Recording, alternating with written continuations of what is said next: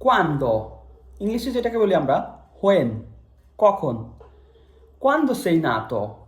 তুমি কখন জন্মগ্রহণ করেছো Quando sei andato তুমি কখন গিয়েছো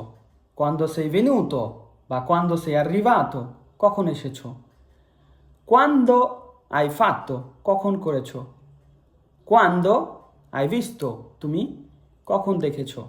Quando hai cucinato কখন রান্না করেছো Quando hai sentito কখন শুনেছো Quando hai pulito তুমি কখন পরিষ্কার করেছো Quando hai parlato তুমি কখন কথা বলেছো Quando hai aiutato তুমি কখন সাহায্য করেছো Quando hai imparato তুমি কখন শিখেছো Quando দিয়ে মানে কখন কখন দেখেছো কখন কিনেছো কখন এসেছো কখন গিয়েছো কখন খেয়েছো Quando hai mangiato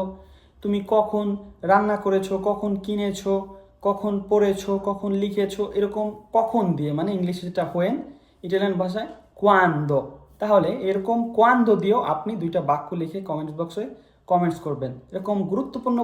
ভিডিও পেতে আমাকে ফলো করবেন আসসালামু আলাইকুম